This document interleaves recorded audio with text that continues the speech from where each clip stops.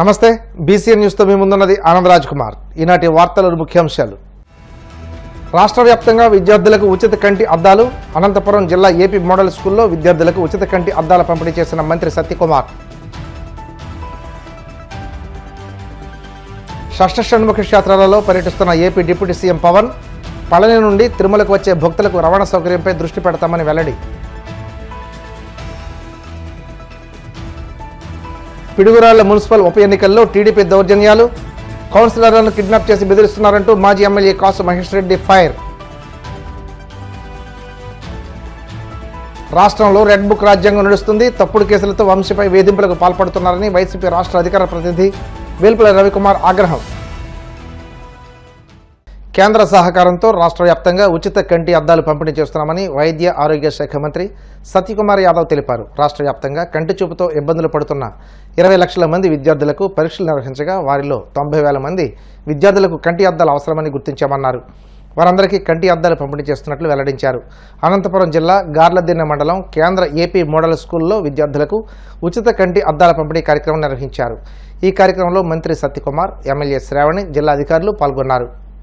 చూపుకు సంబంధించిన సమస్యల మీద ఉచిత పరీక్షలు నిర్వహించి national programme for control of blindness and visual impairment కింద వారికి ఉన్న సమస్యను గుర్తించి తగు విధంగా ఉచిత కంటి అద్దాల పంపిణీ గాని లేదా ఏదైనా రిఫ్రాక్టివ్ ఎర్రర్స్ ఉంటే దానికి సంబంధించిన సర్జరీ గాని చేసే దిశగా పరీక్షలు నిర్వహించడం జరిగింది. రాష్ట్ర వ్యాప్తంగా కంటి చూపులు ఇబ్బందులు ఉన్నాయి అని గుర్తించబడిన 20 లక్షల మంది విద్యార్థులకి పరీక్షలు నిర్వహించడం జరిగింది.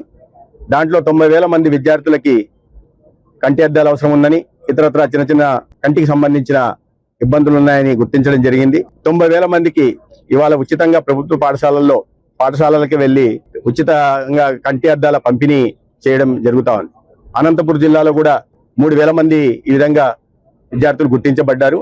ఇవాళ సింగనమల నియోజకవర్గం గార్లదిన్నెలో మోడల్ స్కూల్లో 98 విద్యార్థులకి ఇవాళ ఉచితంగా పంపిణీ చేయడం జరిగింది. అదేవిధంగా ఇతర జిల్లాల్లో కూడా పంపిణీ జరుగుతున్నాయి. అయితే కోడ్ కారణంగా ఎక్కడైతే ఎన్నికలు జరుగుతున్నాయో ఎమ్మెల్సీ ఎన్నికలు అక్కడ తప్ప మిగతా అన్ని జిల్లాల్లో కూడా ఉచితంగా ఈ పంపిణీ జరుగుతా ఉంది. ఇది కాకుండా పాఠశాలలో చదువుతున్న పిల్లల ఆరోగ్యానికి ప్రాధాన్యతనిస్తూ రాష్ట్రీయ బాల స్వాస్థ్య కార్యక్రమం ద్వారా కూడా ఈ చిన్న వయసులో వస్తున్న రాబోయే రోగాలను గుర్తించడం కోసం 4Ds అంటారు వాటిని, అంటే డిసీజెస్ అట్ బర్త్ అని కానీ, లేదా డెవలప్మెంట్ డిలేస్ కానీ, లేదా డెఫిషియన్సీస్ కానీ, ఇటువంటి వాటిని గుర్తించి భవిష్యత్తులో వాళ్ళు 44 రోగాల బారిన పడకుండా కూడా కాపాడడం కోసం వాటిని పరీక్షలు నిర్వహించడం జరుగుతోంది. ఇప్పటికే 69 లక్షల పిల్లలకి, అంటే అంగన్వాడీ నుంచి 6 నెలల వయసున్న దగ్గర నుంచి 18 సంవత్సరాల వయసున్న వారి దాకా పరీక్షలు నిర్వహించడం జరుగుతుంది. 56% పరీక్షలు పూర్తి చేయడం జరిగింది. ఏదైనా ఇబ్బందులు ఉన్న వాళ్ళకి డిస్ట్రిక్ట్ ఎర్లీ ఇంటర్వెన్షన్ సెంటర్ లో కానీ, భవితా కేంద్రాల్లో కూడా తగు విధంగా చికిత్స అందజేస్తున్నాం. ఇవన్నీ కాకుండా ప్రధానంగా ఎప్పుడైతే పరీక్షలు నిర్వహిస్తున్నామో అక్కడే పిల్లల ఎలక్ట్రానిక్ హెల్త్ రికార్డ్స్ ను కూడా తయారు చేసే ప్రయత్నం చేస్తున్నాం. అంటే భవిష్యత్తులో వారు ఎక్కడికి వెళ్ళినా కూడా ఈ ఎలక్ట్రానిక్ హెల్త్ రికార్డు కారణంగా వారికి సరైన వైద్యం అందే దిశగా ప్రయత్నాలు రాష్ట్ర ప్రభుత్వం చంద్రబాబు నాయుడు గారి నేతృత్వంలో. షష్ఠ షణ్ముఖ క్షేత్రాలలో AP deputy CM Pawan Kalyan పర్యటిస్తున్నారు. పళని ఆర్ములిగా దండాయుధ మురుగన్ స్వామివారి ఆలయానికి పవన్, ఆయన కుమారుడు అఖిలానందన్, టీటీడీ బోర్డు సభ్యులు ఆనంద్ సాయి చేరుకున్నారు. పళనిలో అత్యంత ముఖ్యమైన థాయ్ పండుగ పౌర్ణమి రోజుల్లోనే పవన్ కళ్యాణ్ మురుగన్ స్వామికి ప్రత్యేక పూజలు నిర్వహించారు.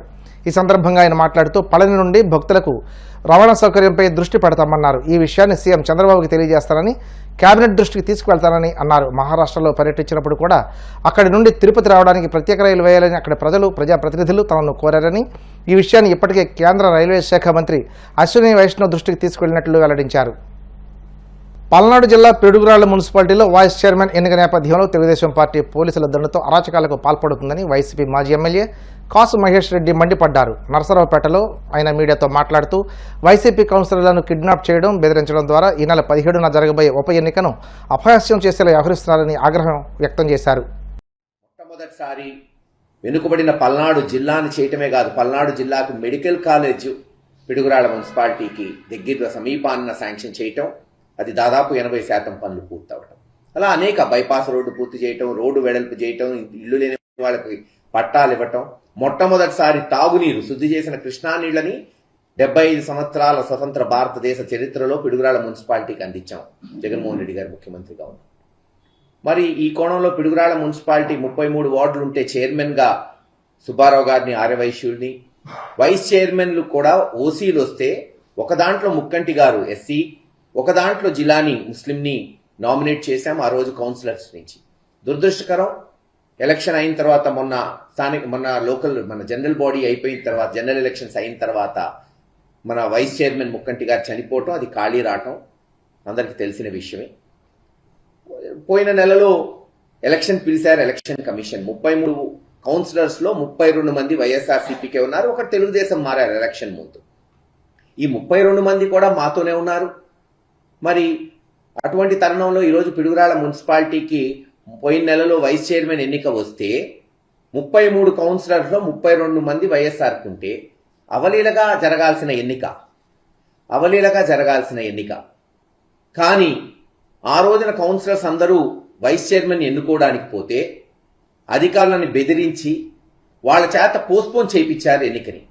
అధికారులు కూడా ఎలా ఉన్నారంటే, వాళ్ళు రాస్తారు బీఫామ్ ఇవ్వలేదు కాబట్టి టైంకి పోస్ట్పోన్ చేస్తారంట.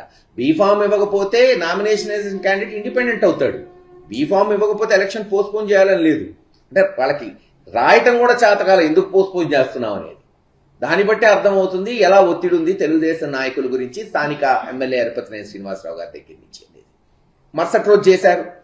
మరుసటి రోజు మళ్ళీ కౌన్సిలర్స్ పోవాలంటే ఇంకా ఎలాగూ పోస్ట్పోన్ చేయలేమని కౌన్సిలర్స్ ని కిడ్నాప్, దాదాపు 10-12 మందిని పోలీసులను కిడ్నాప్ చేయటం. ఎంత విడ్డూరం అంటే, ఎట్టుందంటే దొంగతనం చేస్తే దొంగల్ని పట్టుకోమని పోలీసుల దగ్గరికి పోతాం, పోలీసులే దొంగతనం చేస్తే ఎవరి దగ్గరికి పోవాలా జనం, అలా ఉంది. పోలీసులే కిడ్నాప్ చేశారు కౌన్సిలర్స్ ని. ఆ రోజు అందరి వాయిస్లు, వీడియో రికార్డింగ్లు, ఆడియో రికార్డింగ్లు నేను పెట్టడం జరిగింది. మళ్ళీ ఆ రోజు పోస్ట్పోన్ చేశారు. రాష్ట్రంలో రెడ్ బుక్ రాజ్యాంగం ప్రకారమే పాలన సాగుతుందని వైసీపీ అధికార ప్రతినిధి వేల్పుల రవికుమార్ మండిపడ్డారు. తాడేపల్లిలోని వైసీపీ కేంద్ర కార్యాలయంలో మీడియాతో మాట్లాడారు. గన్నవరం మాజీ ఎమ్మెల్యే వల్లభనేని వంశీపై రాజకీయ కక్ష సాధింపులకే పోలీసులు ప్రయోగించి తప్పుడు కేసులు బనాయించారని ఆగ్రహం వ్యక్తం చేశారు. కూటమి ప్రభుత్వం అధికారంలోకి వచ్చిన నాటి నుండి అధికార దుర్వినియోగంతో అన్ని వ్యవస్థలను నిర్వీర్యం చేశారని ధ్వజమెత్తారు. తెలుగుదేశం పార్టీ కార్యాలయం మీద జరిగినటువంటి ఆ సంఘటన ఏదైతే ఉందో ఆ కేసు పూర్తిగా నీరుగారిపోయింది. దీంతో ఫ్రస్ట్రేషన్కు లోనైనటువంటి తెలుగుదేశం పార్టీ నేతలు, అదేవిధంగా రాష్ట్ర ముఖ్యమంత్రి చంద్రబాబు నాయుడు గారు, ఆయన తనయుడు లోకేష్ గారు ఒక్కసారిగా అవాక్కైపోయి ఏది ఏమైనా సరే ఈ కేసు నీరుగారిపోతే ఎక్కడ మన ప్రతిష్ట దెబ్బతింటుందో అనేటువంటి ఒక ఆందోళనతో సాయంత్రం కల్లా ఆగమేఘాల మీద సత్యవర్ధన్ ఇంటి ముందు తెలుగుదేశం ఉన్నత శ్రేణులన్నీ కూడా అక్కడికి వెళ్ళి సత్యవర్ధన్ని బెదిరించి అతని మీద దౌర్జన్యం చేసి అతన్ని తీసుకొని వచ్చి మళ్ళీ అతనితో తప్పుడు ఫిర్యాదు చేయించడం జరిగింది. అంటే న్యాయ వ్యవస్థ ముందు, స్వయంగా న్యాయమూర్తి గారి ముందు నాకు ఈ కేసు ఇది పచ్చి అబద్ధం, దీంట్లో ఎవరి ప్రమేయం లేదు, అసలు ఈ పెట్టిన కేసే పూర్తిగా అవాస్తవం అని చెప్తే జడ్జి గారు కూడా అతన్ని 2-3 సార్లు అడగడం జరిగింది. నువ్వు ఇచ్చేటువంటి స్టేట్మెంట్ నేను రికార్డ్ చేస్తున్నానంటే చేయండి, ఇదంతా అబద్ధం అని చెప్పేసి, నా మీద ఎవరో దౌర్జన్యం చేయలేదు, ఆ కేసుకి నాకు ఎటువంటి సంబంధం లేదు, కావాలని నన్ను ఒక సాక్షిగా పిలిచి నన్ను ఆ విధంగా తప్పుడు ఫిర్యాదు చేయించారని చెప్పేసి అతను చెప్పడం జరిగింది. అయితే ఇప్పుడు మళ్ళీ అతనితోనే మళ్ళీ నా మీద ఏదో దౌర్జన్యం చేశారు వంశీ గారు, ఆయన అనుచరులు, ఆయన మీద కేసు పెట్టండి అని చెప్పేసి ఒక కట్టుకథ అల్లి ఒక కుట్ర ప్రకారం మళ్ళీ ఒక తప్పుడు కేసుని నమోదు చేయించారు. దాంట్లో భాగంగా ఈరోజు వంశీ గారిని తెల్లవారుజామున అరెస్ట్ చేశారు. అంటే ఈరోజు రాష్ట్రంలో ఏం జరుగుతుంది? ఒక అరాచకమైనటువంటి పరిస్థితి, అభివృద్ధి లేదు, సంక్షేమం లేదు, దీనికి సమాధానం చెప్పుకునేటువంటి పరిస్థితి లేదు. గత 5 సంవత్సరాలలో జగన్ ప్రభుత్వం ఇరిగేషన్ వ్యవస్థను విధ్వంసానికి గురిచేసి రైతుల పాలిట శాపంగా మారిందని మంత్రి నిమ్మల రామానాయుడు ఆరోపించారు. పశ్చిమ గోదావరి జిల్లా పాలకొల్లు మొగల్తూరు డ్రైన్ ప్రక్షాళన పనులకు 25 లక్షల నిధులు కేటాయించిన సందర్భంగా మీడియాతో మాట్లాడారు. ముఖ్యమంత్రి చంద్రబాబు ఇరిగేషన్ శాఖను గాడిలో పెట్టడానికి 330 కోట్ల నిధులు కేటాయించారని అన్నారు. ఈ కార్యక్రమంలో కూటమి నాయకులు, కార్యకర్తలు, ఇరిగేషన్ అధికారులు పాల్గొన్నారు. రాష్ట్రానికి వ్యవసాయం, ఆ వ్యవసాయానికి అత్యంత కీలకం ఇరిగేషన్. అటువంటి ఇరిగేషన్ని గత 5 సంవత్సరాల జగన్మోహన్ రెడ్డి పాలనలో మొత్తం విధ్వంసానికి గురైనటువంటి పరిస్థితి. ఈరోజు ఏ జిల్లాకు పోయినా, ఏ కెనాల్కి పోయినా, ఏ డ్రైన్కి పోయినా, ఏ రిజర్వాయర్కి పోయినా, ఏ ప్రాజెక్టుకు పోయినా కూడా ఆయన చేసినటువంటి విధ్వంసం అడుగడుగున కూడా కనిపిస్తున్నటువంటి పరిస్థితి. లాకులు, షట్టర్సు, డోర్సు, రోప్సు వంటివి మరామతుల మాటటుంచి కనీసం గ్రీజు కూడా పెట్టి మెయింటెనెన్స్ లేనిటువంటి స్థితిలో ఈరోజు ఏ డ్రైన్స్ చూసినా కూడా అవుట్ఫోల్స్ లూయిస్లు మూసుకుపోయి చిన్నపాటి వర్షం వచ్చినా, చిన్నపాటి ఫ్లడ్ వచ్చినా కూడా వేల ఎకరాలు జలాశయాలుగా మారిపోయి రైతులు వ్యవసాయం చేయలేనటువంటి దుస్థితికి ఆ రోజు మరి జగన్మోహన్ రెడ్డి నెట్టేసినటువంటి పరిస్థితి. ఆ రోజు మనందరం కూడా చూసాం. ఒక గుండ్లగమ్మ మరి గేట్లు కొట్టుకుపోయినా, అన్నమయ్య ప్రాజెక్టు కొట్టుకుపోయినా మరి ఎక్కడ కూడా కనీసం ఆ రోజు ప్రభుత్వంలో చలనం లేనిటువంటి పరిస్థితి. మరి ఈరోజు తెలుగుదేశం, జనసేన, బీజేపీ అధికారంలోకి వచ్చిన తర్వాత ఏదైతే ఇరిగేషన్ శాఖలో జగన్మోహన్ రెడ్డి చేసినటువంటి తప్పిదాలన్నింటినీ కూడా మళ్ళీ చంద్రబాబు నాయుడు గారు ఒక్కొక్కటి కూడా మళ్ళీ కరెక్ట్ చేస్తూ మళ్ళీ ఇరిగేషన్ శాఖను మళ్ళీ గాడిలో పెట్టేటువంటి విధంగా ఈరోజు చక్కచక్క నిర్ణయాలు తీసుకుంటూ మరి ముందుకెళ్తున్న విషయాన్ని కూడా సందర్భంగా తెలియజేసుకుంటూ, అందులో భాగంగానే మరి ఇరిగేషన్కి సంబంధించి అత్యవసర పనుల కింద మరి 330 కోట్ల రూపాయలు ఇమ్మీడియట్లీ నిధులు మంజూరు చేసి ఈ మార్చిలోపుగా ఆ పనులు పూర్తి చేయాలనేటువంటి విధంగా స్పష్టంగా అధికారులకి ఆదేశాలు ఇచ్చి ఆ పనులు పూర్తి చేసి ఆ రైతులకి కొంతైనా ఊరట కల్పించాలనేటువంటి ఆలోచనతో ఇరిగేషన్ పర్టికులర్గా మనం చూస్తూ ఉన్నాం. ఇప్పుడే ఈ మొగల్తూరు డ్రైన్ ఏదైతే పాలకొల్లు మండలం, మరి ఈ మొగల్తూరు డ్రైన్ కూడా మీరు వర్షాకాలంలో వస్తే ఈ డ్రైన్ పక్కన అటువైపు ఇటువైపు కూడా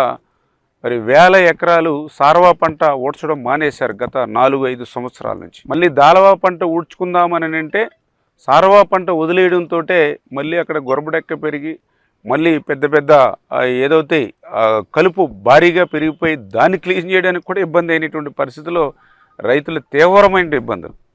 మరి 5 సంవత్సరాలు ఎన్నిసార్లు మేము అధికారులకు కానీ ఆ రోజునట్టు వైఎస్ఆర్సీపీ పార్టీకి మొత్తుకున్నా కూడా మరి ₹1 పని చేయలేదు. ఒక తట్ట మట్టి కూడా ఎక్కడ కూడా డ్రైన్లో డీసిల్టింగ్ చేసినటువంటి పరిస్థితి లేదు. మళ్ళీ ఈరోజు మనం అధికారంలోకి వచ్చాక ఒక్కొక్క పనులు చక్కబెడతాం. మరి ఈరోజు ఈ మొగల్తూరు డ్రైన్కి కూడా ₹2,30,00,000 ఈరోజు నిధులు ఒక్క డ్రైన్కి మంజూరు చేసి ఆ డీసిల్టింగ్ అంటే 5 సంవత్సరాల్లో తీయనటువంటి మట్టిని 5 సంవత్సరాల్లో వదిలేసినటువంటి మట్టిని ఈరోజు మళ్ళీ ఆ డీసిల్టింగ్ అంటే 5 సంవత్సరాల భారం ఈరోజు మేము మా నెత్తి మీద వేసుకుని ఈ డ్రైన్ని ఈరోజు మనం క్లియర్ చేస్తున్నటువంటి పరిస్థితి అనే విషయాన్ని కూడా మరి సందర్భంగా మీ ద్వారా అందరికీ కూడా తెలియజేసుకుంటూ ఇప్పుడు కాసేపు ప్రకటనలు.